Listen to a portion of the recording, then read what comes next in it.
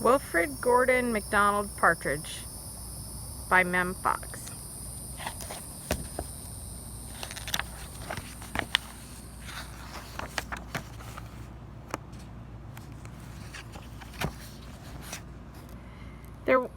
There was once a small boy called Wilfred Gordon McDonald Partridge. More, he wasn't very old either. His house was next door to an old people's home, and he knew all the people who lived there.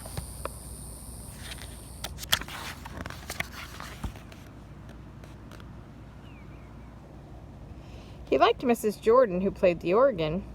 He listened to Mr. Hosking, who told him scary stories. He played with Mr. Tippet, who was crazy about cricket. He ran errands for Miss Mitchell, who walked with a wooden stick. He admired Mr. Drysdale, who had a voice like a giant. But his favorite person of all was Miss Nancy Allison Delacourt Cooper, because she had 4 names just like he did. He called her Miss Nancy and told her all of his secrets.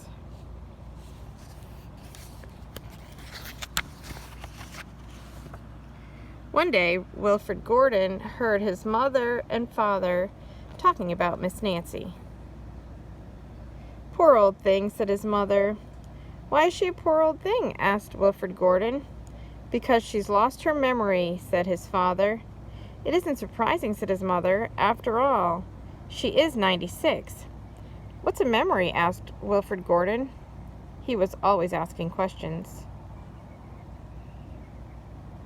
"It is something you remember," said his father.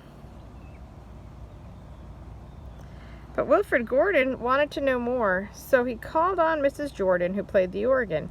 "What's a memory?" he asked. "Something warm, my child, something warm." He called on Mr. Hosking, who told him scary stories. "What's a memory?" he asked. "Something from long ago, me lad, something from long ago."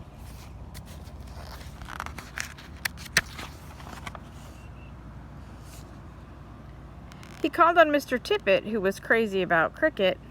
"What's a memory?" he asked. "Something that makes you cry, my boy, something that makes you cry." He called on Miss Mitchell, who walked with a wooden stick.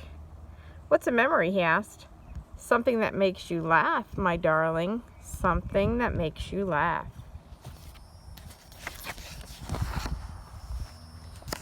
He called on Mr. Drysdale, who had a voice like a giant. "What's a memory?" he asked. "Something as precious as gold, young man, something as precious as gold."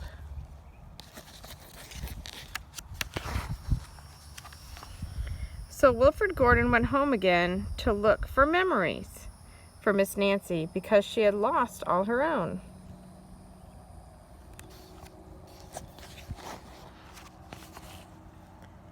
He looked for the shoebox of shells he had found long ago, last summer, and put them gently in a basket.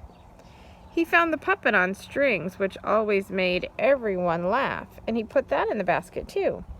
He remembered with sadness the medal which his grandfather had given him, and he placed it gently next to the shells.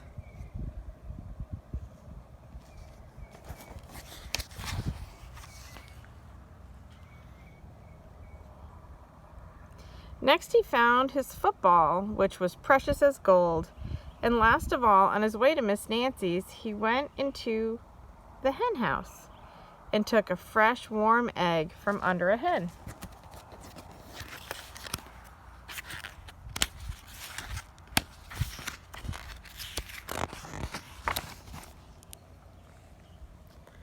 Then Wilfred Gordon called on Miss Nancy and gave her each thing one by one. "What a dear, strange child to bring me all these wonderful things," thought Miss Nancy. Then she started to remember.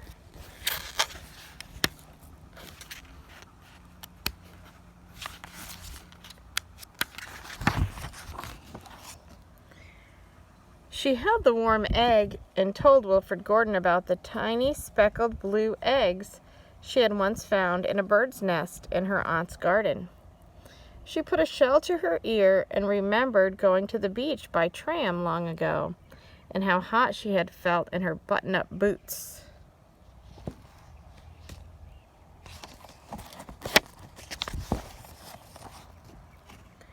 She touched the metal and talked sadly of the big brother she had loved, who had gone to the war and never returned. She smiled at the puppet on strings and remembered the one she had shown her sister, and how she had laughed with a mouthful of porridge.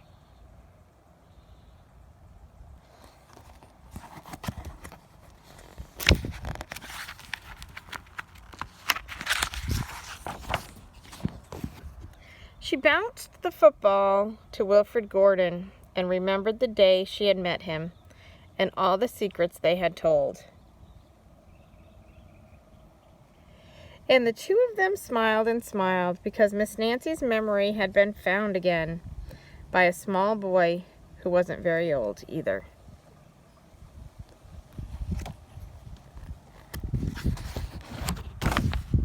The end.